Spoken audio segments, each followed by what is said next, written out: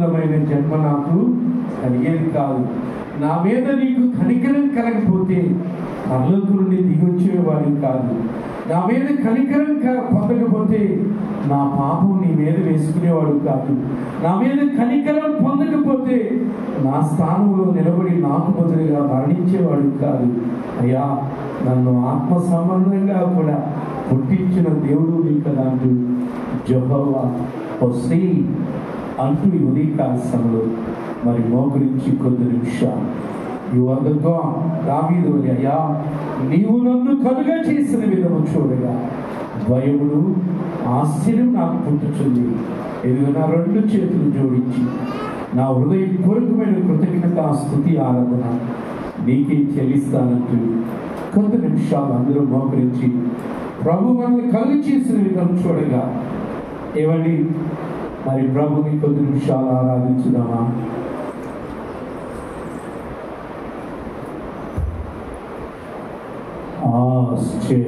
ఆశ్చర్యమైన ప్రేమ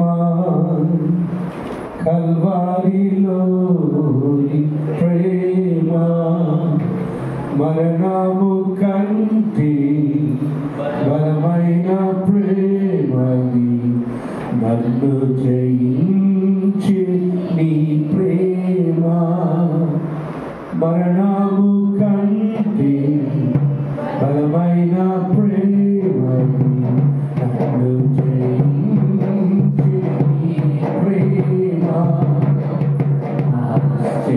ఆశ్చర్యమైన ప్రేమ శ్రమలు సహించిన ప్రేమ శాపమును చిన ప్రేమ శ్రమలు సహించిన ప్రేమ శాపమును చిన ప్రేమ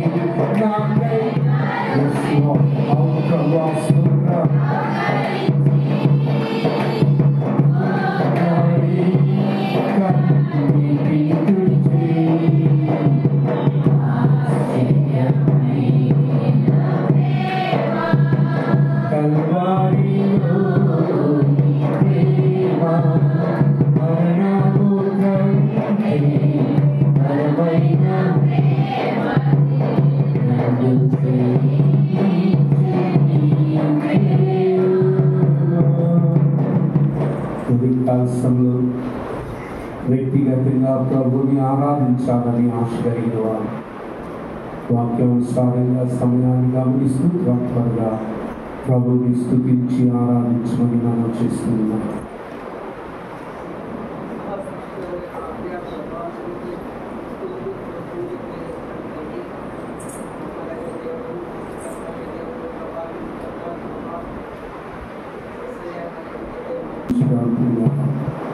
పక్షిరాజువై నీ రెక్కలపై మోసితివి, నీవే నా తండ్రివై నా బాధ్యతను భరించితివి. పక్షిరాజువై నీ రెక్కలపై మోసితివి, నీవే నా తండ్రివై నా బాధ్యతను భరించితివి. యెహోవా నిన్నే మహిమ పరచెదా, యెహోవా నిన్నే మహిమ పరచెదా, కృతజ్ఞతార్పణలతో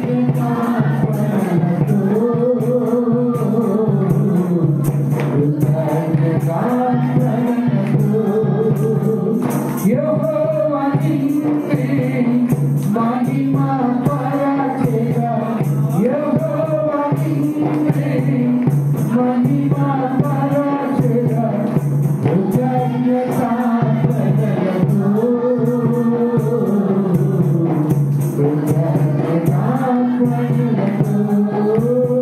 అత్యున్నత సింహాసనముపై ఆసీనుడా, దేవదూతలు ఆరాధించు వైద్యుడా, యేసయ్యా నా నిలువెత్తు నిండియున్నావు. నా మనసారా నీ సన్నిధిలో సాగిలపడి నమస్కారము చేసేదా, సాగిలపడి నా మనసారా నీ సన్నిధిలో సాగిలపడి నమస్కారము చేసేదా, సాగిలపడి నమస్కారము చేసేదా, సాగిలపడి నమస్కారము చేసేదా. అవును తండ్రి, నీవు మమ్మల్ని నిర్మించిన రీతి, గుర్తించిన రీతి, కలుగు చేసిన రీతిని బట్టి, ఎందుకంటే నీ స్వరూపంలో నీ పోలికలో నన్ను చేసుకున్నాను. నీ ఆజ్ఞలను అతిక్రమించి అపవాది సంబంధించయ్యాను. కానీ తండ్రి, నన్ను మరలా నూతన సృష్టిగా చేయటానికి భూలోకానికి వచ్చి నా కొరకు కలువరిశిలో నీ ప్రాణాన్ని బలించి చోటు చేసుకున్న పాపాన్ని కొట్టివేసి నన్ను మరలా నూతన సృష్టిగా చేశావు. నీవు నన్ను కలుగు చేసిన విధం చూస్తున్నప్పుడు, నిర్మించిన విధం చూస్తున్నప్పుడు, పుట్టించిన విధం చూస్తున్నప్పుడు ఏమిస్తే నేను రుణాన్ని తీర్చుకుంటాను ప్రభా. ఎవరికి నా మీద ఇలాంటి ఆసక్తి, ఇలాంటి కనికరం కలగలేదు. కానీ నీకు కలిగిన కనికరాన్ని బట్టి నా మీద నిమిత్తమై నిలువెల్ల గాయాలు పొందారు. ఏమిస్తే నేను నాటించుకుంటాను. అందుకనే సార్వత్రిక క్రైస్తవ సంఘములు నేను పాలిభాగస్తున్నాను. నీవు చేసిన మేలన్నిటినీ జ్ఞాపకం చేసుకుంటూ నా రక్షణ పాత్రను చేకూరు. నా హృదయపూర్వకమైన కృతజ్ఞత, స్తుతి, ఆరాధన యేసు నామములో మీకే సమర్పిస్తున్నాను తండ్రి. ఆమేన్. కూర్చుందామండి. దేవుని నామానికి మహిమ కలుగును గాక. ఒకసారి ప్రభు స్తోత్రాలు చదవా. హల్లెలూయా. ప్రభు యొక్క తన మహాకృపను బట్టి ఆయన మనల్ని తన రెక్కల క్రింద దాచి కాచి కాపాడి తిరిగి 10వ మాసాన్ని దేవుడు మనకి ఇచ్చారు. హల్లెలూయా. మీరేమనుకుంటారో కానీ ఎవ్రీడే నేను ప్రభువుని చాలా స్తుతిస్తాను. ఇంకొక రోజు నాకు ఇచ్చినందుకు వందనాలు. ఎందుకంటే నమ్మకం లేని దినాలు ఏ రోజు ఎప్పుడు ఏమి ఎలా సంభవిస్తాయో ఎవరికి తెలియదు. బట్ నేను ఇలా అనుకుంటాను, ప్రపంచంలో ఉన్న అందరూ కల్లా చెడ్డోని ప్రభువాలు నా చెడును చూడలేదు, కానీ నాకు నువ్వు మేలే చేస్తున్నావని ప్రభువుని స్తుతిస్తాను. నిజంగా పిల్లల ఈ దినం చూడక గతించిన వారు ఎంతమంది ఉన్నారు? అట్లని వారికంటే మంచోళం అన్నమా? ఇట్ ఈస్ జస్ట్ ఆయన ఉచితమైన కృపను బట్టి నేను సజీవులతో రాయబడ్డా. అందుకని ప్రభువుని ఎంతైనా స్తుతించవలసిన వారు. అయితే ఈ సమయంలో దేవుని వాక్యంలోనికి మనం వెళ్దాం పిల్లరా. గత దినం ప్రభు సన్నిధిలో మొదటి సండేగా ప్రభువా నన్ను ఏం చెప్పమంటావని నేను ప్రభువుని అడిగినప్పుడు దేవుడు నాకు గిద్యోను జీవితాన్ని నా మనసులోనికి మళ్ళా తీసుకొచ్చాడు. ఏంటి, ఏం నేర్చుకున్నాను, ఏం చెప్పాలన్నప్పుడు ఈ గిద్యోను జీవితంలో దేవుడు గిద్యోన్ని ఎప్పుడు బలపరిచాడు, దేవుడు గిద్యోన్ని ఎప్పుడు ఆశీర్వదించాడు, దేవుడు గిద్యోన్ని ఎప్పుడు వాడుకున్నాడు అని ఈ రీతిగా నేను ఆలోచించినప్పుడు నాకు ఒక వాక్యం గిద్యోను జీవితంలో కనబడింది. ఆ మాట చదివినాక నాకు కలిగిన ప్రేరణ ఏంటంటే, గిద్యోను వలె దేవుడు మనల్ని వాడుకోవాలని, గిద్యోను వలె దేవుడు మనలను బలపరచాలని. ఎందుకంటే గిద్యోనులో ఉన్న ఒక అద్భుతమైన శ్రేష్టమైన ఒక గొప్ప కార్యం జ్ఞాపకం చేసేది మీకు. మిద్యానీయుల మీదకి యుద్ధానికి బయలుదేరి వెళ్ళాడు. ఎంతమందితో వెళ్ళాడు అన్నా? స్టార్టింగ్ చెప్పండి. 300 తర్వాత దేవుడు చెప్పాడు 32,000 మందితో వెళ్ళాడు బయలుదేరి. దేవుడు ఏమన్నాడు? ఇంతమంది వద్దురా. సో ఈ 32,000 మందిలో యుద్ధం చేసే వాళ్ళకి భయపడేవాళ్ళు, ఇంటికాడ మనసు ఉండేవాళ్ళు ఉంటారే, వాళ్ళందరినీ తీసేయమన్నాడు. ఎంతమంది మైనస్ అయ్యారు? అంతే, 22,000 మంది మైనస్ అయ్యారు. ఎంతమంది మైనస్ అయ్యారు? 22,000. బయలుదేరాడు 10,000 మందితో. మళ్ళా ఏమన్నాడు దేవుడు? వీళ్ళు కూడా ఎక్కువేనయ్యా, ఎంతమంది వద్దు. నాకు చాలా ఆశ్చర్యం వేస్తుంది. ఎందుకంటే ఎదుటి ఉన్న సైన్యం ఎంతమంది? 8వ అధ్యాయానికి రండి, చూపిస్తాను. నేను అసలు రిఫరెన్స్ ఇలాంటి ముందు చూపిస్తాను. 8వ అధ్యాయం 12వ వచనం. అమ్మా క్షమించండి, నన్ను క్షమించండి. 7వ అధ్యాయం 8 చెప్పిన నేను క్షమించండి. 7వ అధ్యాయం 12వ వచనం. మిద్యానీయులను, అమాలేకీయులను, తూరువారును లెక్కకు మిడతల వలె. అంటే అర్థమైందా? లెక్క పెట్టలేనంత సైడ్. ఆ కింద అంటుంది వారి ఒంటెలు సముద్ర తీరం ఉన్న ఇసుక రేణువు వలె. అంటే ఒంట్లు ఎన్ని ఉన్నాయండి? మనుషులు అనుకుంటున్నారు. లెక్కలేనంత మంది మీదకి 10,000 మంది వెళ్తుంటే దేవుడు అన్నాడు ఇంతమంది వద్దన్నాడు. అక్కడ మాత్రం దేవుడు ఒక టెస్ట్ పెట్టాడు. ఏం చేయమన్నాడు? వీళ్ళు నీళ్ళ దగ్గరికి తీసుకువెళ్ళయ్యా అన్నాడు. నీళ్ళ దగ్గర తీసుకెళ్తే అప్పటికి వీళ్ళు దాహం ఈ దప్పికతో ఎవడైతే బాగుపడి ఒక్క నాకినట్టు నాలుగుతో గతుకుతారో నీళ్లు ఒక గుంపు చేయమన్నాడు. ఇంకొకరు మోకాళ్ళ మీద పడి 2 దోసలు తీసుకుని క్రమంగా నీళ్లు తాగుతారో వాళ్ళు గుంపు చేయమన్నాడు. సరే, గిద్యోను దేవుడు చెప్పినట్టు ఈ 10,000 మంది నీటి దగ్గర తీసుకొచ్చాడు. ఏమండి? కిందపడి ఒక్క నాలుగుతో వెతికినట్టుగా నీళ్లు వెతికేవాడు ఒక గుంపు, కానీ మోకాళ్ళ మీద పడి దోసలతో నీళ్లు తీసుకుని త్రాగుతున్న వారు గుంపు. మోకాళ్ళ మీద పడి దోషలతో నీళ్లు తీసుకుని త్రాగుతున్న వారు గుంపు ఎంతమంది? 300 మంది. లెక్కలేనంత సైన్యాన్ని జయించడానికి 300 మంది తేవాలన్నాడు దేవుడు. కాశీ దేవుడు నిన్న పని చేయబట్టి ఏమంటారు? పోవాయ బలివాడు ఆత్మతో నేను ఆయన యుద్ధం చేశాను. వాడు లెక్కలేనంత మంది ఉంటే నేను కనీసం 32,000 మందిని తీసుకెళ్తూ వస్తున్నావు. సరే పానీ కానీ 10,000 మందితో తీసుకెళ్తే అది కూడా వస్తున్నావు. ఈ 300 తీసుకెళ్ళి చిత్ర బాధించుకోమంటావా ఏమని? కానీ ఈరోజు జ్ఞాపకం చేసేదా విత్ దట్ 300 మిద్యానీయులను గెలిచారు. హల్లెలూయా. ఎలా? What is the secret?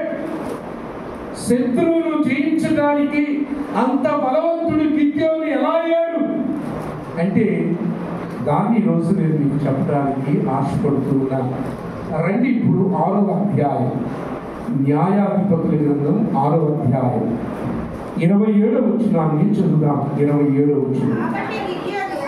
కాబట్టి గిద్యోను తన పనివారిలో 10 మందిని తీసుకుని వచ్చి యెహోవా తనతో చెప్పినట్లు ఆ పురుషులలో ఒక చదవండి. కాబట్టి గిద్యోను తన పనివారిలో 10 మందిని తీసుకుని వచ్చి యెహోవా తనతో చెప్పినట్లు చేశాడు. చిన్న మాట ప్రార్థన చేసుకుందాం. ప్రభువును అడుగుదాం. ప్రభువా, ఈ అక్టోబర్ మాసం మొదటి పరిశుద్ధ దినం రోజు నీ సన్నిధికి వచ్చాను. ఈ మాసం అంతా నా జీవితం ఎలా ఉండాలో, నేను కూడా గిద్యోను వలె పిరికివాడిని, అయితే బలవంతునిగా జీవించడం ఎలాగో ఈరోజు నీ వాక్యం ద్వారా నాతో మాట్లాడని ప్రభువును అడుగుదామా? జీవుగల తండ్రి, ఇప్పటి వరకు నిన్ను ఆరాధించావు.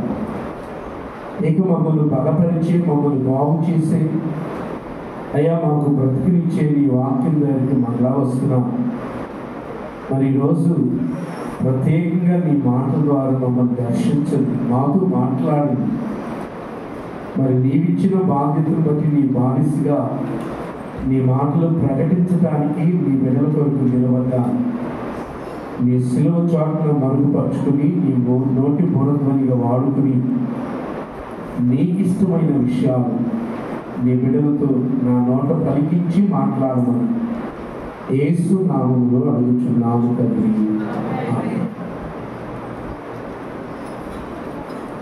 గిద్యోను ఒరిజినల్గా గిద్యోను స్వభావాన్ని చూస్తే గిద్యోను చాలా పిలుపు.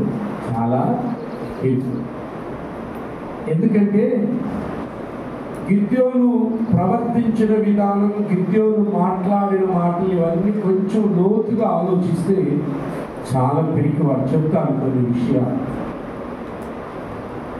దేవుని దూత వచ్చి, గిడియోన్, పరాక్రమం కలిగిన బలాఢ్యుడా, దేవుడు నీకు తోడై ఉన్నాడు అంటే ఎవరిలో తెలిసిన గిద్యోను? దేవుడు తోడయుండి అన్ని ఎందుకు దొరుకుతాయ్యా? ఏమి దాంకులు వచ్చాడు. ఎక్కడికి? 4 చాటికి వస్తకి వృక్షం కింద ఆడేదో ఎందుకు చెప్తుంటే 6వ అధ్యాయంలో 6వ అధ్యాయంలో 3-4 వచ్చినారు. చదువు 3-4 వచ్చినారు. ఇశ్రాయేలీయులు విత్తనములు విత్తిన తరువాత మిద్యానీయులను అమాలేకీయులను తూర్పున నుండి వారును తమ పశువులను గుడారములను తీసుకుని మిడతల దండంత విస్తారముగా వారి మీదకి వచ్చి వారి ఎదుట దిగి గాసాకు పోవునంత దూరము ఏం చేశారంట? భూమి పంటను పాడు చేసి ఒక గొర్రెను గాని, ఎద్దును గాని, గాడిదను గాని, జీవన, ఆ మాట మళ్ళీ బాగా గుర్తుంటుంది, జీవన సాధనమైన మరి దేనిని గాని ఇశ్రాయేలీయులకు ఉండనీయలేదు. అది పొజిషన్. ఈ పొజిషన్ లో ఈ యవనస్తుడైన గిద్యోనికి ఆకలేసింది. ఇప్పుడు ఏం చేయాలి?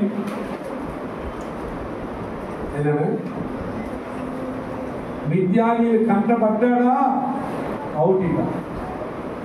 అందుకని రానుకు చాటుకుంటే ఈ మిద్యానీయులు పంటలు పాడు చేసేస్తే ఎక్కడో చిన్న చిన్న రెమ్మలు మిగిలింది.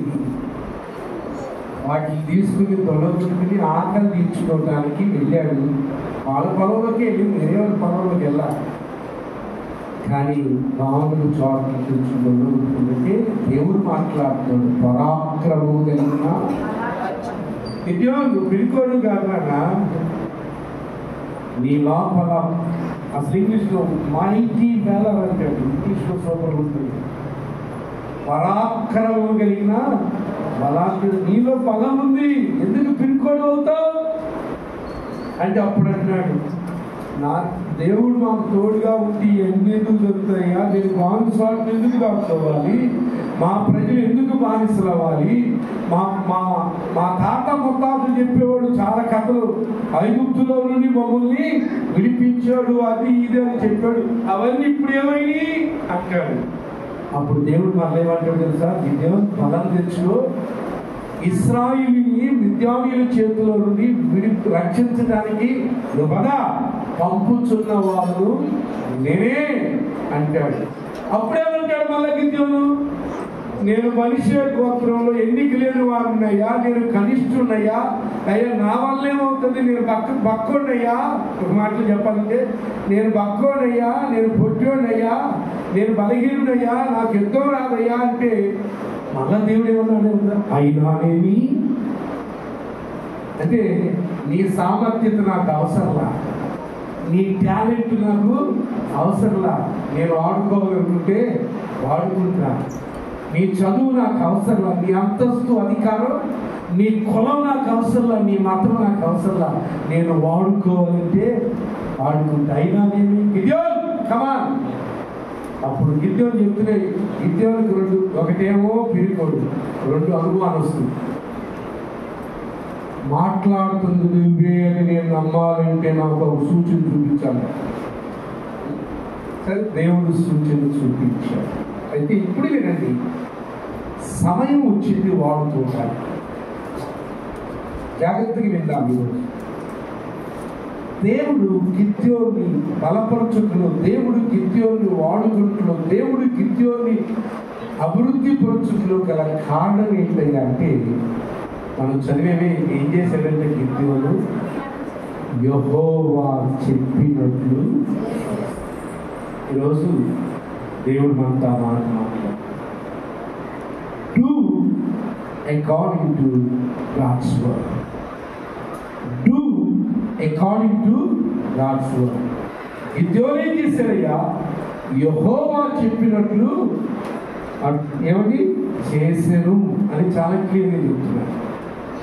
గిద్యోను ఎలా గొప్పవాడయ్యాడయ్యా, పిరికివాడు ఎలా గొప్పవాడయ్యాడయ్యా, పిరికివాడు న్యాయాధిపతి ఎలా అయ్యాడయ్యా, పిరికివాడు పరాక్రమం కలిగిన బలాఢ్యుడు ఎలా అయ్యాడయ్యా, పిరికివాడు 300తో లెక్కలేని సైన్యాన్ని ఎలా జయించాడయ్యా. ఎందుకు తెలుసా, తర్వాత మీరు కిందకి వెళ్తే ఇశ్రాయేలీయులు అందరూ అంటారు, ఇక మీరు బతికినంత కాలం నువ్వు న్యాయాధిపతిని, నీ తర్వాత నీ కొడుకు న్యాయాధిపతి, ఇక మీ కుటుంబమే ఏనండి మమ్మల్ని అన్నారు ఇశ్రాయేలీయులు. కానీ మరి గిద్యోను మాత్రం ఒప్పుకోవాలి, నేను కాదు, నా కొడుకు కాదు, దేవుడే అన్న మాటని వాడాడు. అయితే ప్రియులారా, ఈరోజు గిద్యోను జీవితంలో మనం నేర్చుకోవాల్సిన పాఠం, పిరికోడే గిద్యోను, బలహీనుడే గిద్యోను, అనుమానస్తుడే గిద్యోను. గిద్యోనికి దేవుడు ఎవరో కూడా సరిగా తెలియదు, పితరులు చెప్పిన కథల వరకే తెలుసు, ఇక్కడ కలుసుకున్నాడు. అయితే గిద్యోను జీవితంలో ఈరోజు మనం నేర్చుకోవాల్సింది, యెహోవా చెప్పినట్లు he does what God has said to him. ఏం చెప్పాడో అది ఎలా చేశాడో ఈరోజు నేను మీకు జ్ఞాపకం చేస్తాను. ఎందుకంటే అదే మనం నేర్చుకోగలిగితే, అదే మనం చేయగలిగితే, ఈ అక్టోబర్ మాసంలో ప్రభు మనల్ని కూడా బలపరుస్తారు. ఆయన సన్నిధి మనకు తోడుగా ఉంటుంది.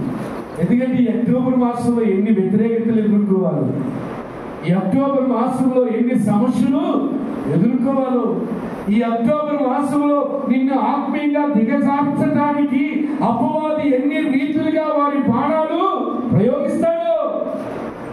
అయితే వాటన్నిటినీ జయించి గిద్యోను అనే విజయవంతమైన జీవితాన్ని కలిగి ఉండటానికి ఏం చేయాలో let's go in to the life of Gideon. ఆ మాట మన మనసులో ఉంచుకుందాం. యెహోవా చెప్పినట్లు ఏం చెప్పాడయ్యా రండి చూపిస్తాం. 7వ అధ్యాయం 6వ అధ్యాయం క్షమించండి 6వ అధ్యాయం 25వ వచనం చదవండి. మరియు ఆ రాత్రి అందే యెహోవా నీ తండ్రి కోడెను అనగా 7 రెండవ ఎద్దును తీసుకుని వచ్చి నీ తండ్రి కట్టిన బయలు యొక్క బలిపీఠమును పడగొట్టి దానికి పైగా ఉన్న దేవతా స్తంభమును నరికివేసి తగిన ఏర్పాటుతో ఈ బండ కొనను నీ దేవుడైన యెహోవాకు బలిపీఠం కట్టి ఆ రెండవ కోడెను తీసుకొచ్చి నీవు నరికిన ప్రతిమ యొక్క కర్రతో దహన బలి అర్పించుమని. అప్పుడు గిద్యోను ఏం చేశాడంట? యెహోవా చెప్పినట్లు చేశాడు. ఏం చెప్పాడు? ఈ 2 వచనాలు చదివితే మీకేం అర్థమైంది?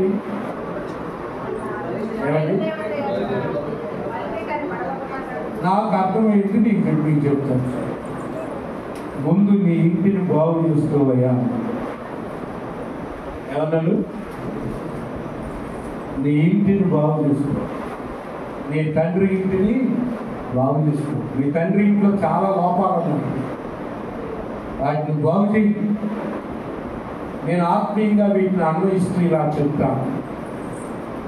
మనం ఈరోజు 2 ఇళ్ళు బాగు చేయాలి. ఒకటి హృదయం అనే ఇల్లు, 2 కుటుంబం అనే ఇల్లు. ఈ రెండింటిని బాగు చేస్తేనే దేవుని కార్యం ఏంటో నీ కుటుంబంలో నీ వ్యక్తిగత జీవితంలో చూస్తా. ఇంకా ఇలా చెప్తా, నీవు నీ ఇంటిని అనగా నీ హృదయం అనే ఇంటిని, నీ కుటుంబం అనే ఇంటిని బాగు చేస్తేనే వాట్ ఈస్ గాడ్స్ విల్, నీ ఎలా నీ కుటుంబం ఎలా దేవుడి చిత్తం ఏంటో దాన్ని నువ్వు చూడగలవు. ఇప్పుడు వస్తున్నా, ఇంటిని ఎలా బాగు చేయమన్నాడు? 5 విషయాలు కనబడతాయి. ఇంటిని ఎలా బాగు 6 విషయాలు కనబడతాయి, కానీ 6వది టైం ఉంటే చెప్తాను, లేకపోతే 5 చెప్తాను. 5 విషయాలు కనబడుతున్నాయి. హౌ, ఎలా ఇంటిని బాగు చేయమన్నా. నాకు మాట చాలా ఇష్టం. గిద్యోను యెహోవా చెప్పినట్లు ఏం చేయమన్నాడు? తన ఇంటిని బాగు చేసుకోమన్నాడు. హృదయం అనే ఇంటిని, కుటుంబం అనే ఇంటిని ఏం చేయమన్నాడు? బాగు చేయమన్నాడు. మీరు ఇంటికి చదవండి.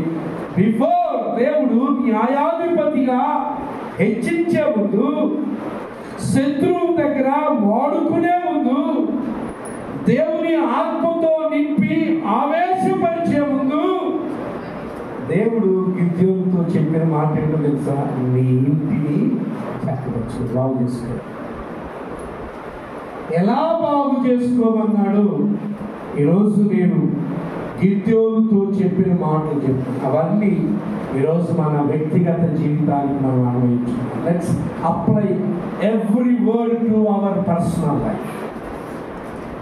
ఎలా బాగు చేయమన్నాడంటే మొదటి మాట స్టార్ట్ చేద్దామా? 25వ వచనం చదవండి. 6వ అధ్యాయం 25వ వచనం చదవండి.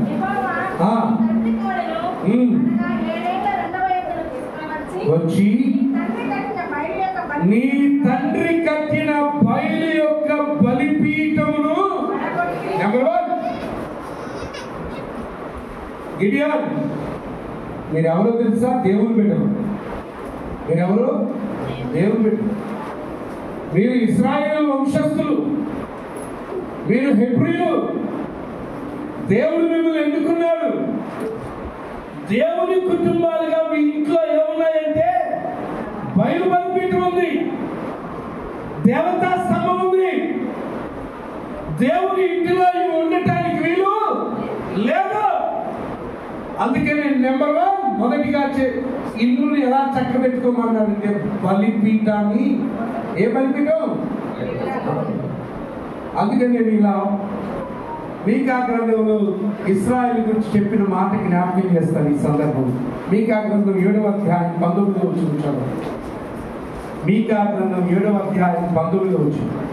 ఆయన మరలా మన యందు జాలిపడును, చదువు. మన దోషములను అణిచివేయును, వారి పాపములన్నిటిని సముద్రపు అగాధములలోని పడవేయును. వారి దోషాలు వారి పాపములన్నీ సముద్రపు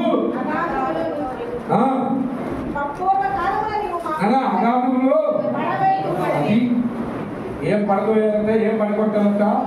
దోషములు పాపములు. నెంబర్ 1 గిడియోన్ 10 ఆజ్ఞలు నీకు తెలీదా? 10 ఆజ్ఞలు ఆజ్ఞేంటి?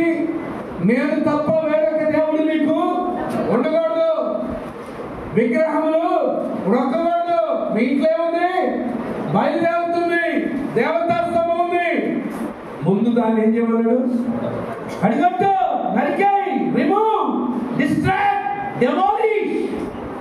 సో ప్రియ దేవుని బిడ్డలారా, ఇంటిని చక్క పెట్టుకునే విధానంలో మొదటి విధానం ఏంటంటే దేవునికి వ్యతిరేకమైనవి ఏవి మన ఇంటిలో ఉన్న వాటిని చేయాలట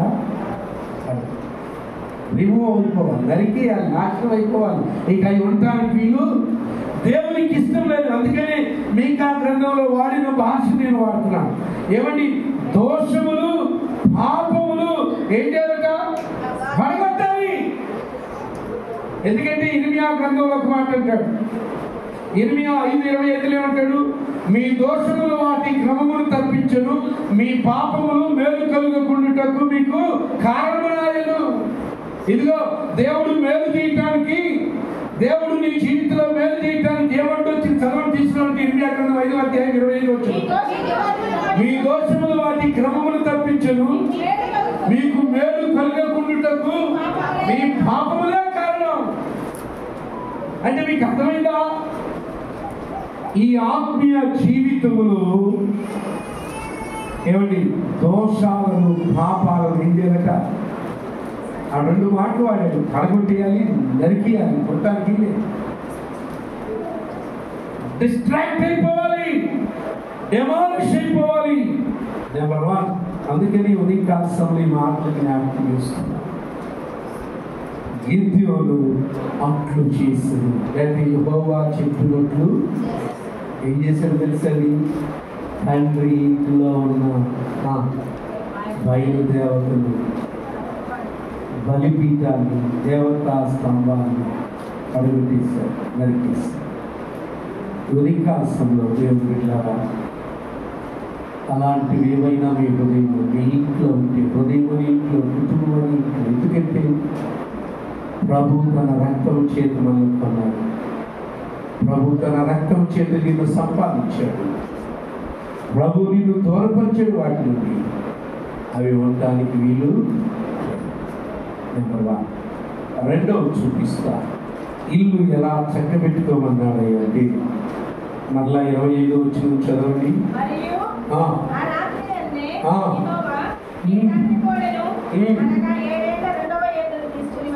ఏ ఎద్దులు తీసుకోమన్నాడు? 2 ఎద్దులు ఉన్నాయి ఇంట్లో. సహజంగా దేవుడు అడగాల్సిన ఏ ఎద్దుని? ఫస్ట్ బాన్. దేవుడు అడిగేది ఇప్పుడు పాత నిబంధన సిద్ధాంతం ప్రకారం దేవుడికి ఏం కావాలి? చేస్తుంది, ఫస్ట్ బాన్ కావాలి. కానీ ఇక్కడ విచిత్రంగా ఉంది. గిడియోనుతో చాలా క్లియర్గా చెప్తున్నాడు. ఏమని? 2వ ఎద్దులు, నాట్ ద ఫస్ట్ వన్. అట్టని 2వ ఎద్దు బలంగా ఉండి మొదటి ఎద్దు బలహీనంగా ఉంటుందా? చెప్పండి. ఇప్పుడు మన ఇంట్లో 2 పిల్లలు ఉంటుంది. మొదటోడు బలంగా ఉంటాడో, 2వోడు బలంగా ఉంటాడు? మొదటోడికి తల్లి 2 సంవత్సరాలు పాలు ఇచ్చుంటాడు. చిన్నవాడికి 1 సంవత్సరం ఇచ్చి మానిపిస్తుంది. వాడు బలం ఎక్కువకి అరే వాడు పెద్దోడు బానీలలో ఒక మొక్క ఎక్కువ తింటాడు అంటాం కదా. అంటే బలం ఎవరికి చెప్పండి? కానీ దేవుడు ఎవరిని అడిగాడు? ఇక్కడ మనం అర్థం చేసుకున్నాం. ఇక్కడ ఆత్మీయ పాఠం ఏంటంటే, నీ ఇంటిని చక్కబెట్టుకోవడంలో రెండవ పాఠం ఏంటంటే, యూ నీడ్ సెకండ్ బర్త్. ఏం కావాలి? ఆత్మీయ జన్మ కావాలి. దాన్ని నేను సింపుల్ వర్డ్లో చెప్తాను. బైబిల్లో వాడిన మాట ఏంటంటే, రూపాంతరపు అనుభవం కావాలి, ట్రాన్స్ఫిగరేషన్ కావాలి, ట్రాన్స్ఫర్మేషన్ కావాలి. రెండు, మొదటి ఆదాము వల్ల ఏం జరిగింది చెప్పండి? మొదటి ఆదాము వల్ల ఏం జరిగింది? పాపం చోటు చేసుకుంది. ఇప్పుడు మనకి మొదటి ఆదాము కావాలా, రెండవ ఆదాము కావాలా? రెండవ ఆదాము అయిన యేసుక్రీస్తు ద్వారా మనకు పాప విమోచన కలిగింది, ఆయన ప్రభు అయినా. అంటే ఇక్కడ మీరు అర్థం చేసుకోవాల్సింది ఏంటంటే, రెండవ అంటే మీకు ఇంకా అర్థమవుతుంది. బైబిల్ ఒకటి రెండు ఉదాహరణ చెప్తాను.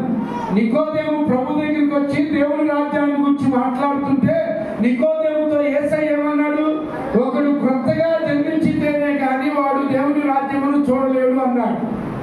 ఈయన పెద్ద, ఆయన ముసలాయన, సెంగిటిన్ సభలో ఎవరిని సభ్యత గలవాడు. ఆయన అంటాడు, అయ్యా నేను ముసలోనే కదా, నేను ముసలోని, నా తల్లి కడుపులో వెళ్ళి మళ్ళా ఎలా పుట్టాలి అని అన్నాడు.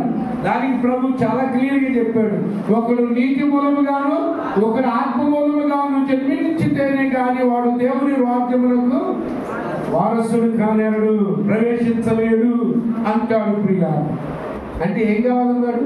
ఒరే తల్లి కడుపులో ఒకసారి పుట్టేవరా, మళ్ళీ ఏ పుట్టుకు కావాలి? ఆత్మ పుట్టుకు కావాలి.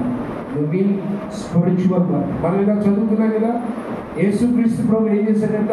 మృతులలో నుండి తిరిగి లేచుట వల్ల జీవంతో కూడిన నిరీక్షణ మనకు కలుగునట్లు, అక్షయమైన వాడబారని నిర్మలమైన స్వాస్థ్యము మనకు లభించినట్లు ఆయన తన విశేషమైన కనికరము చొప్పున మనల్ని ఏం చేశాడు?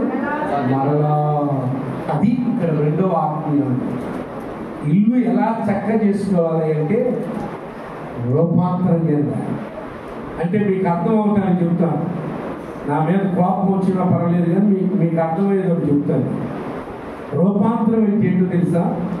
మామూలుగా మీకు అర్థమైన భాషలో చెప్పండి. రూపాంతరం అంటే ఏంటి? ఏమండి? రూపం మారాలి. రూపాంతరం అంటే రూపం మారాలి. మరి ఈరోజు నా ప్రశ్న, నీ పాప రూపం మారిందా? ప్రభు దగ్గరికి రాకముందున్న రూపం మారిందా? ప్రభు దగ్గరికి రాకముందున్న ఏమండి నీ పాత అలవాట్లు మారినాయా? అందుకని అంటాడు, దేవుని సన్నిధి, దేవుని శక్తి, దేవుని కృప అనుభవించాలంటే రెండవది నీ ఇల్లు చక్క చేసుకోవాల్సిన విధానం ఏంటంటే రూపాంతరం కావాలి, ట్రాన్స్ఫిగరేషన్ కావాలి, ట్రాన్స్ఫర్మేషన్ కావాలి. అసూయలు, కక్షలు, విమతలు ఏమండి లోపల పెట్టుకుని దేవుని ఆరాధిస్తున్నానని సంఘంలో వచ్చి కూర్చుంటే అవి దేవుడు మెచ్చేది కాదు. ఏం కావాలి ఆయన? ఏం చూడాలనుకుంటున్నాడు? చదవండి. రోమిలికి రాసిన పత్రిక 12వ అధ్యాయం 2వ వచనం. రోమిలికి రాసిన పత్రిక 12వ అధ్యాయం 2వ వచనం. మీరు ఈ లోక మర్యాదను అనుసరింపక ఉత్తమమును అనుకూలమును సంపూర్ణమైన దేవుని చిత్తం ఏదో మీరు పరీక్షించి తెలుసుకున్నట్లు ఏమనాలి? అంటే 8 సంవత్సరాలు మందిరానికి వచ్చినా 8 సంవత్సరాలు వాక్యం పెట్టిన మనసులో మాట్లాడాలి. ఏమండి నేను చెప్తున్నాను అలా ఈరోజు వాక్య అధికారంతో చెప్తున్నాను. Unless God sees the transformation in your life, దేవుడు అందుకని అంటాడు, ఉత్తమమును అనుకూలమును సంపూర్ణమునై ఉన్న దేవుని చిత్తమేదో నీ జీవితం పట్ల నీకు తెలియాలంటే ఏం కావాలి? అంటే సింపుల్ వర్డ్ చెప్పాలంటే అసలు దేవుడు నిన్ను ఎందుకు నిర్మించాడు? What is God's will to your life? నీ జీవితం పట్ల దేవుని ఉద్దేశం ఏంటో ఎప్పుడు అర్థం అవుతుందంటే నీలో రూపాంతరపు అనుభవం కలిగింది. మనం ఏం చేస్తామంటే తెలుసండి, మారా ఉంటూ మస్కా పడతాము. ఆ మస్కాలోనే ఉన్నది కాస్త మరిచిపోతాము. మారాలి నీ మనసే మారాలి. మారిన మనసు దేవునికి ఇస్తే ఫలితం ఉంటుంది. ఎప్పుడంటే ఫలితం మారిన మనసు దేవునికి ఇస్తే. సో గిద్యోను అంటున్నాడు, మీ ఇల్లు చక్కబెట్టు. ఎట్టగయ్యండి, ఒకటి పడగొట్టాల్సినవన్నీ పడగొట్టేయమన్నాడు. రెండవది రూపాంతరం. నెంబర్ 3, మూడవ చూపిస్తా. 26 వచ్చిన చదువమ్మా. 26 తగిన ఏర్పాటుతో ఈ బండ కొనలు. నెంబర్ 3 ఇందాకేమో డిస్ట్రాక్ట్ చేయమన్నాడు, ఇప్పుడేమో కన్స్ట్రక్ట్ చేయమన్నాడు. ఏం కట్టమంటున్నాడు అన్నా? ఏం కట్టమంటున్నాడు? ఏ బలిపీఠం? దేవుని బలిపీఠం కట్టాలి. ఇప్పుడు నీకు అర్థమవుతుంది. బలిపీఠాలు ఆల్రెడీ దేవత బలిపీఠం పడగొట్టేయమన్నాడు. ఇప్పుడు ఏ బలిపీఠం కట్టాలి? దేవుని బలిపీఠం. దేవుని బలిపీఠం అంటే ఏంటి? బైబిల్లో 3 బలిపీఠాలు చూపిస్తారు. దేవుని బలిపీఠం అంటే ఏంటి? ఆదికాండం 18 అధ్యాయం 19 వచ్చిన తర్వాత. ఆదికాండం 18 అధ్యాయం 19 వచ్చిన తర్వాత. అతనికి కలుగజేయనట్లు తన తరువాత తన పిల్లలను తన ఇంటి వారును నీతి న్యాయములు జరిగించుచు యెహోవా మార్గములు గైకొనుటకు అతడు వారికి ఆజ్ఞాపించినట్లు నేను అతనికి జరిగి ఉన్నాను. అబ్రహాము గురించి దేవుడు సాక్ష్యం ఇస్తున్నాడు. ఏమో తెలుసా? I know one thing about Abraham. Abraham గురించి నాకు ఒక విషయం తెలుసు. ఏంటో తెలుసా? ప్రతిరోజు అబ్రహాం ఏం చేస్తాడు తెలుసా? తన పిల్లల కూర్చోబెట్టుకుంటాడు, తన భార్య కూర్చోబెట్టుకుంటాడు, తన పరివారం కూర్చోబెట్టుకుంటాడు. కూర్చోబెట్టుకుని ఏం చేస్తాడంట? దేవుని వాక్యాన్ని బోధిస్తాడు. ఇదిగో మనం ఎలా ఉండాలి, మనం ఎలా జీవించాలి, ధర్మశాస్త్రం ఇలా చెప్తుంది, దేవుడు ఇలా చెప్తున్నాడు అని ఏం చేసేవాడు? దేవుని వాక్యాన్ని బోధించి. అంటే నెంబర్ 1 ఆ ఇంటిలో ఏమండి? దేవుని బలిపీఠం. ఏ బలిపీఠం? వాక్య బలిపీఠం. ఏ బలిపీఠం? Altar of God's word. నువ్వు గడుపుతున్నావు ఎప్పుడన్నా నీ ఇంట్లో? ఏమండి తల్లిదండ్రులు అడుగుతున్నావు, నువ్వు ఎప్పుడైనా నీ పిల్లల్ని కూర్చోబెట్టి ప్రతిరోజు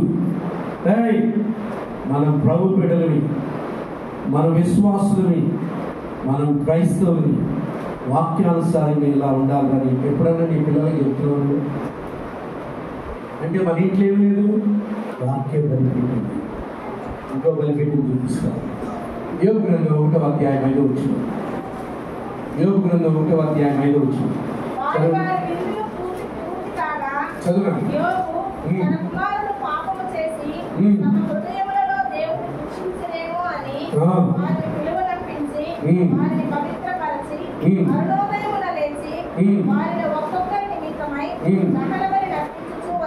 చాలు.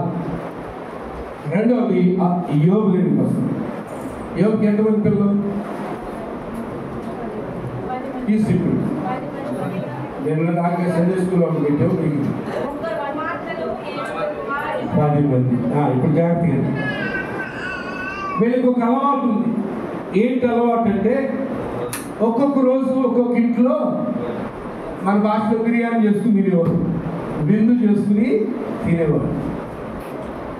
ఒక్కొక్క రోజు ఒక్కొక్క ఇంట్లో. అంటే వీళ్ళకి ఇక వేరే పని లేదు. ఈరోజు ఈ ఇంట్లో పెడితే రేపు ఇంకొక ఈ ఇంట్లోకి పట్టలేదు, ఇక రౌండ్ తిరుగుతూ ఉంటాయి. అందుకు యోబంతా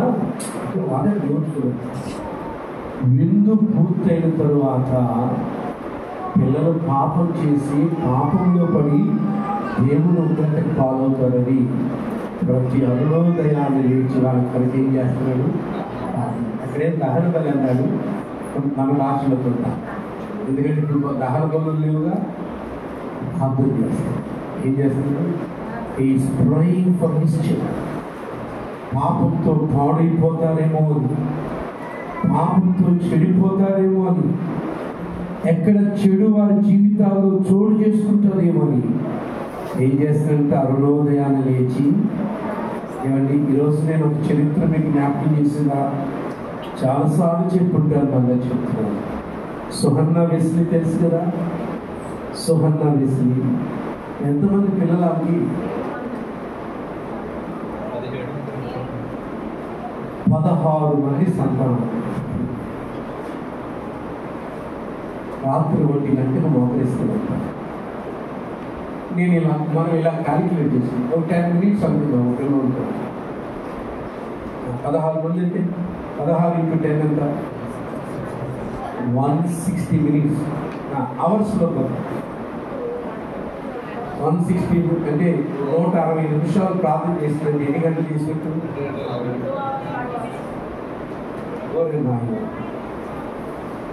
ఎవరి కొరకు? అందుకనే ప్రపంచంలో లండన్ చరిత్రను మార్చిన చరిత్రకారులు సోహన్నా వెస్లీ, వాళ్ళే జాన్ వెస్లీ చార్లెస్.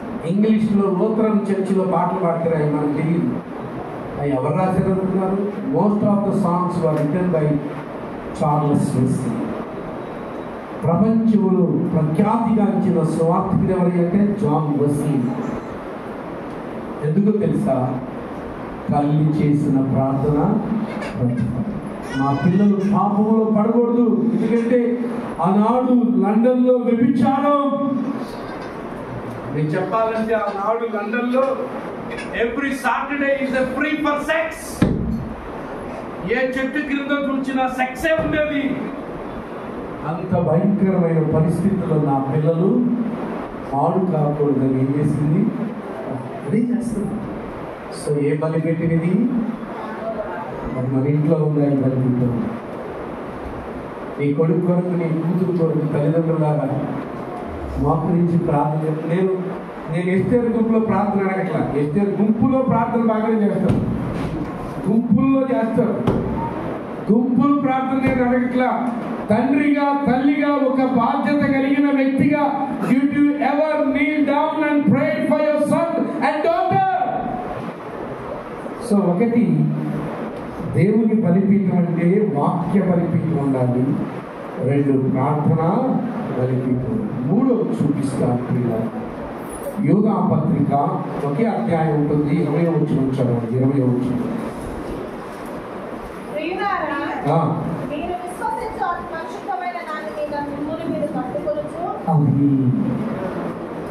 ఏం కట్టాలంటే ఏం కట్టాలిరా? Holiness, the altar of holiness, the altar of God's word, the altar of prayer, the altar of holiness. ఏంటి? వాక్య బలిపీఠము, ప్రార్థనా బలిపీఠము, పరిశుద్ధ. అందుకంటే నువ్వు విశ్వసించు అతి పరిశుద్ధమైన దాని మీద నువ్వేం చేయాలట? కట్టుకోవాలి. You should build your life in holiness. ఇప్పుడు ఆలోచిద్దామా? ఉన్నాయా ఈ బలిపీఠాలు? మనకి మన ఇంట్లో ఉన్నాయా ఈ బలిపీఠాలు? అందుకని అంటాను, గిద్యోనుడు యెహోవా చెప్పినట్లు ఏం చేశాడు? పాపపు దోషపు బలిపీఠాన్ని పడగొట్టమంటే పడగొట్టేశాడు. ఏం చేశాడు? రూపాంతరం చెందమంటే రూపాంతరం చెందాడు. ఏం చేశాడు? దేవుని బలిపీఠాన్ని కట్టమంటే దేవుని బలిపీఠాన్ని. 4వ అనుభవం చూపిస్తారండి. న్యాయాధిపతులు మరలా 6వ అధ్యాయం 26వ వచనం చదువు.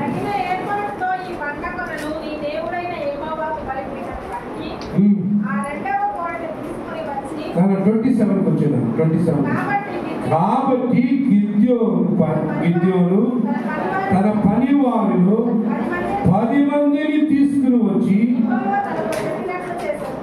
ఇక్కడ జాగ్రత్తగా వచ్చింది. నెంబర్ నేను 3వ 4వ చెప్తున్నాను. 4వ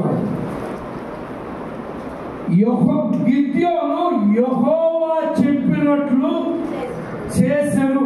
ఎవరు చూశారు ఇది?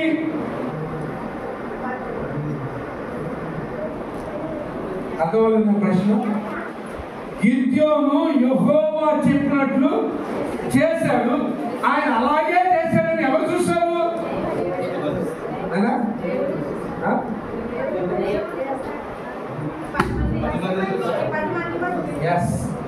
దేవుడు చెప్పినట్లే చేస్తున్నాడు, దేవుడు చెప్పినట్లే జీవిస్తున్నాడు, దైవికమైన జీవితాన్ని జీవిస్తున్నాడు, వాక్యానుసారమైన జీవితాన్ని జీవిస్తున్నాడని గిద్యోను గురించి ఆ ఊరంతా సాక్ష్యం కలిగిన వాడు ఎవరు? ఆ 10 మంది కూడా. అంటే 4వది ప్రియులారా, ఇల్లు చక్కం చేసుకోవటం అంటే సాక్ష్య జీవితం కావాలి. ఏం కావాలి? ఆ 10 మంది నేను ఇలా అంటాను, మీకు ఇంకా అర్థం అవుతుంది. ఆ 10 మందిని ఒక్కొక్కరిని పెట్టి గిద్యోను గురించి నీకు తెలిసిన విషయం ఇలా అనుకుందాం, ఇంకా నీకు అర్థమయ్యేటట్టు. ఎందుకంటే ఎవరైనా చచ్చిపోయిన తర్వాత ప్రేయర్ మీటింగ్ పెడతారు. ప్రేయర్ మీటింగ్లో ఏం చేస్తారు? చరకబాబు గురించి చెప్పండి, మీకు ఏం తెలుసు అంటే అప్పుడు ఒక్కొక్కడు వచ్చి ఒక్కొక్కడు ఇప్పుడు ఇలా అనుకుందాం, గిద్యోను చనిపోయాడు, ఈ 10 మంది బతుకున్నారు. గిద్యోను గురించి ఎవరైనా మంచి మాటలు సాక్ష్యం చెప్పేవాళ్ళు రెండంటే ఈ 10 మంది వచ్చి ఏం చెప్తారు? గిద్యోను యెహోవా చెప్పినట్లు he has a testimony. అంటే ప్రియులారా, ఇల్లు బాగు చేసుకోవడం అంటే ఏంటో తెలుసా? ఏం కావాలి? సాక్ష్య జీవితం. మన చుట్టూ ఉన్న వారు మన గురించి ఏం చేయాలి? సాక్ష్యం చెప్పాలి. యేసయ్య అంటాడు కదా,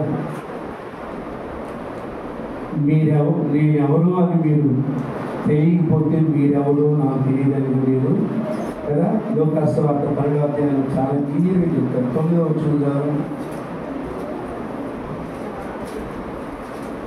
12వ అధ్యాయం 9వ వచనం, మనుషుల ఎదుట నన్ను ఎరుగునని వారిని నేను ఎరుగునని. అర్థమైందా? If you don't have a witness life, సాక్ష్య జీవితం లేకపోతే ఆయన కూడా ఏమంటాడు? వీళ్ళెవరో నాకు ఏమంటే ఎంత భయంకరంగా ఉంటుంది. నన్ను కాసి ఏమనుకోవాలి, నేను కాసి కూర్చో అంటే ఉదాహరణ తీసుకుని మీరు అందరూ పెళ్ళైన వాళ్ళు కాబట్టి మీకు తెలుసుకున్నాను. ఇప్పుడు కాశీ మన మందిరంలో ఏ పరిచయం అయినా చాలా కష్టపడి చేస్తున్నాడు. ఈ మధ్య దేవునికి తన జీవితాన్ని సమర్పించుకున్న కాడ నుంచి దేవుని కొరకు తను చేయగలిగేది చక్కగా చేస్తున్నాడు, బాగా చేస్తున్నాడు. దేవుని రాజ్యం వచ్చింది. దేవుని రాజ్యం వచ్చేసరికి ఆ తలుపు దగ్గరికి వెళ్ళి తలుపు కడతా ఉన్నాడు. కాశీ దేవుని రాజ్యంలోకి వెళ్తాడు. తలుపు తీసి యేసయ్య నువ్వెవరో నాకు తెలియదని చెప్పండి. నేను స్త్రీల రిట్రీట్లో కష్టపడ్డాను, సండే స్కూల్లో కష్టపడ్డాను. అబ్బో ఎంత కోపం వస్తుంది కదా. అవునే కదా? అది కాదంటే కావాల్సింది, నువ్వు కష్టపడింది కాదంటే కావాల్సింది ఏం కావాలిగా? సాక్ష్య జీవితం కాదు. దేవుని వాక్యానుసారంగా బ్రతుకుతున్నాడు, నిజమైన విశ్వాసి, నిజమైన క్రైస్తవుడు అన్న సాక్ష్య జీవితం కావాలి. అది నాకు చివరి మాట చూపించి నేను ముగిస్తాను. రెండు పిల్లరా 6వ అధ్యాయం 25వ వచనం మరలా చదవండి.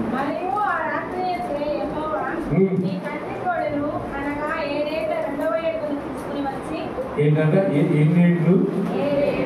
ఏమి 7.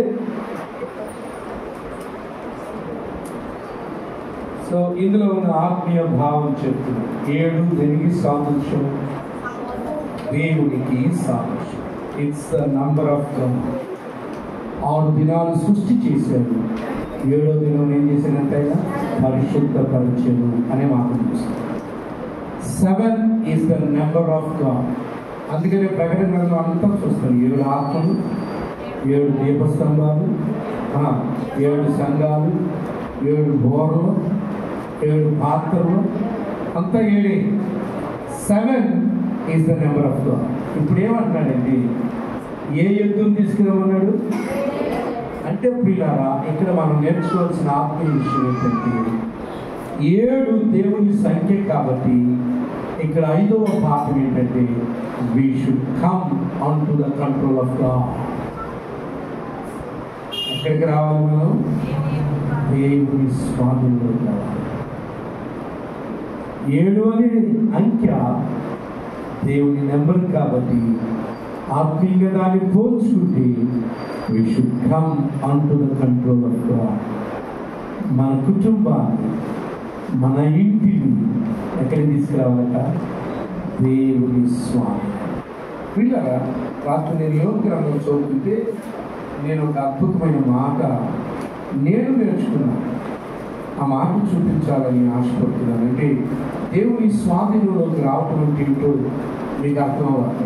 యోగ గ్రంథం 23వ అధ్యాయం 12వ వచనం చదవండి. యోగ గ్రంథం 23వ అధ్యాయం 12వ వచనం.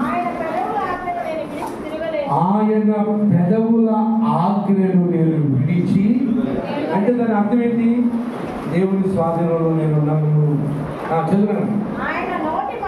ఆయన నోటి మాటలను నా స్వాభిప్రాయము కంటే, అంటే అర్థం ఏంటి? నాకు కూడా చాలా అభిప్రాయాలు ఉన్నాయి, నాకు కూడా చాలా ఆలోచనలు ఉన్నాయి, నాకు కూడా చాలా ప్లాన్లు ఉన్నాయి. కానీ వాటికంటే ఎక్కువగా I submitted myself to the control of God.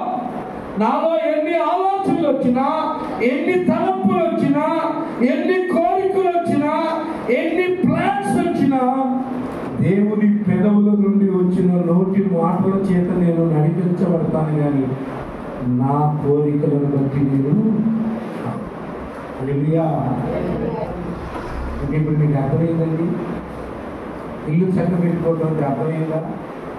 Number 1 ఏం చేయాలట? పాపము బలిపీఠములను కడగాలి. నెంబర్ 2 ఏం చేయాలట? రూపాంతరం చెందాలి, అంటే మామూలు. 3 ఏం చేయాలట? దేవునికి బలిపీఠం కట్టాలి. ఏంటది? వాక్య బలిపీఠం, ప్రార్థన బలిపీఠం, పరిశుద్ధ జీవితపు బలిపీఠం. 4వది ఏం చేయాలి? సాక్ష్యం కావాలి. మనం ఏమిటి? మదర్ తెరీసా ప్రపంచాన్ని ఎలా ప్రభావితం చేస్తుందంటే మనకు సాక్ష్య జీవితం. ప్రసంగం జిల్లా ఏముందండి? సాక్ష్య జీవితం. 5వది ఏంటి? ఇది మర్చిపోయినప్పుడే 5వది ఏంటి?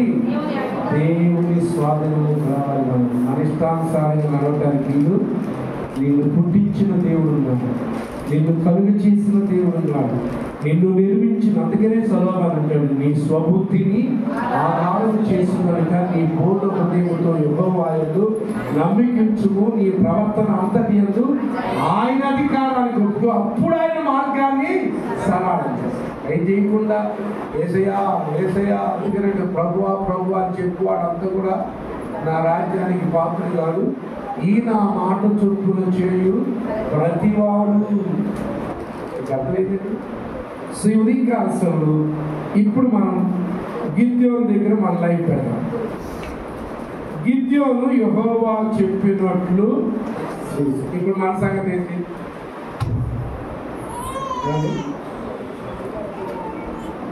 ఇప్పుడు ఏం చేద్దామంటే దాన్ని ఏమంటారు? ఒక సైడ్ రైట్, ఒక సైడ్ తప్పు పెడతాం. వాటిని ఏమంటారు? నేను మర్చిపోయి చదువు అంతా మర్చిపోయి. ట్రూ ఆర్ ఫాల్సా? ట్రూ ఆర్ ఫాల్స్ కూడా అంటారు. Match the fall. ఇప్పుడు మ్యాచ్ ద ఫాలోయింగ్కి వెళ్దాం. మన లైఫ్ గిద్యోనుకి మ్యాచ్ అవుతుందా లేదా? ఏమండి? నీకు తెలిసి ఎక్కడెక్కడ మ్యాచ్ కావట్లేదు, నీకు తెలుసు. నేను చెప్పాల్సిన అవసరం. You know your life, you know your character, you know your house. నీ ఇంటి గురించి నీకే తెలుసు. అయితే ప్రియ దేవుడు వినాలా, గిద్యోను యెహోవా చెప్పినట్లు. అందుకే పిరుకోడే గిద్యోను, బలహీనుడే గిద్యోను. కానీ దేవుడు పరాక్రమమైన బలంతో దేవుని ఒక ఉన్నత నాయకుడిగా దేవుడు గిద్యోన్ని ఇచ్చాడు. మరి మోకరించి ఒక్కసారి మౌనంగా let's match our life with Gideon. గిద్యోన్తో పోల్చుకుంటూ గిద్యోను పడగొట్టినట్టు మనం పాపపు బలిపీఠాలన్నీ పడగొట్టే లేదు. ఒకసారి మ్యాచ్ చేసుకుందాం. గిద్యోను అనే రూపాంతరపు అనుభవం మనకుందో లేదో ఒకసారి మ్యాచ్ చేసుకుంటాం. గిద్యోను అనే దేవుని బలిపీఠమును కట్టిన అనుభవాలు మనకున్నాయి లేదు ఒకసారి. Yes, let's match. గిద్యోను వలె సాక్ష్య జీవితం మనకుందో లేదు ఒకసారి పరిశీలిద్దాం.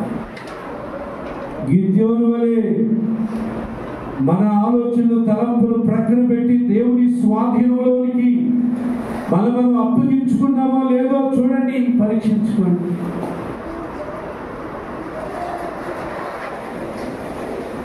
గిద్యోను యెహోవా చెప్పినట్లు చేస్తే మన క్షేమాభివృద్ధి కొరకు యేసుక్రీస్తు ప్రభు, మన క్షేమాభివృద్ధి కొరకు యేసుక్రీస్తు ప్రభు తండ్రి చెప్పినట్టు చేసి మన క్షేమం కొరకు తన ప్రాణాన్ని భరించాడు. నడినెత్తి నుండి అధికారుల వరకు మన కొరకు నలుగుబట్టబడ్డాడు, గాయపరచబడ్డాడు. నిలువెల్ల రక్తము జ్ఞానమై ప్రవహిస్తూ వచ్చింది. తండ్రి చెప్పాడు అలా చేయమని. అలా చేశాడు కాబట్టి ఈరోజు ప్రపంచంలో ప్రజలు రక్షణ పొందుతున్నారు, పాపాన్ని విడిచిపెడుతున్నారు, దేవుని రాజ్యాన్ని స్వతంత్రించుకుంటున్నారు, పరిశుద్ధ జీవితాన్ని కలిగి ఉంటున్నారు, నిజ సమాధాన సంతోషాలు సంపాదించుకుంటున్నారు, వ్యసనాలు విడిచిపెడుతున్నారు. యేసయ్యే తండ్రికి లోబడి ఆ కార్యం చేయకపోతే మన బ్రతుకులు ఏమైంది? అందుకే దేవుని మాటలు వింటున్నప్పుడు తమ్ముడు చేయి అన్నాక గిద్యోను దేవుడు చెప్పినట్లు చేశాడు. దేవుని మాటలు ఎన్నో వినపడ్డాయి. ఈరోజు దేవుడు చెప్పినట్లు చేస్తావా? గిద్యోను వలె నేను కూడా దేవుడు చెప్పినట్లు చేస్తాను. నా ఇంటిని చక్కపరుచుకుంటాను. చెప్పగలవా దేవుడితో? మోకరించిన పిల్లరా, లెట్స్ ఎగ్జామిన్. ఏదో వచ్చాను ఆదివారం, విన్నాను, వెళ్ళిపోయాను. దానివల్ల ప్రయోజనం లేదు.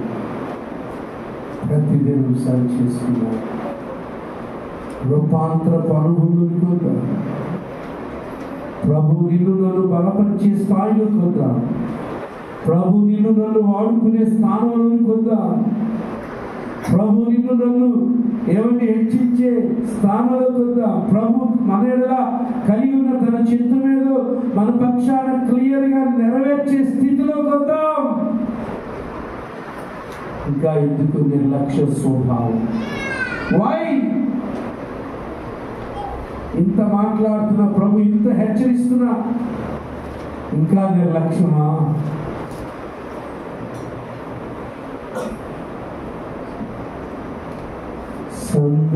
సందేహమేలా, సంశయమేలా,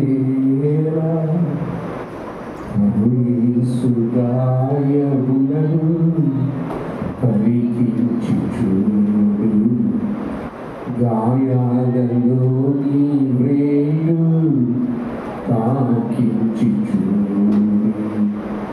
సందేహమేలా, సంశయమేలా, సందేహమేలా, సంశయమేలా, ప్రభు యేసు గాయములను పరికించి చూడు, గాయాలలోని వ్రేలు తాకించి చూడు. సందేహమేలా, సంశయమేలా, ఎందాక యేసుని నీవు ఎరుగనందు, ఎందాక హృదయము బయట నిలువమందు, ఎందాక యేసుని నీవు ఎరుగనందు, ఎందాక హృదయము బయట నిలువమందు. యేసయ్య ప్రేమ నీకు లోకువాయనా,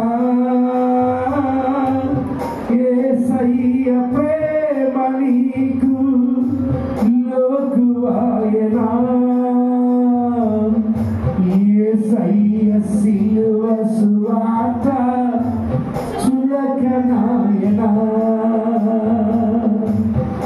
యేసయ్య సిలువ సువార్త చులక నాయనా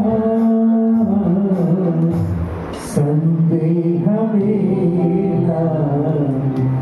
సంశయమేలా ప్రభు యేసు గాయములను పరికించి చూడు గాయాలలో నీ వేలు తాకించి సందేహమేలా సంశయమేలా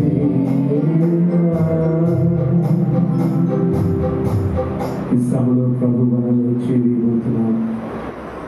ప్రియ సహోదర సహోదరి, దేవుడు నీతో మాట్లాడుతుండగా, దేవుని అవకాశం నీకు ఇంకా ఉండగా ఒకసారి ఆలోచించి మన మధ్యలో స్పర్శ గారు ఉన్నారు. ముందుకొచ్చి వారు ప్రభు వాళ్ళను మనకు పంచుతారు.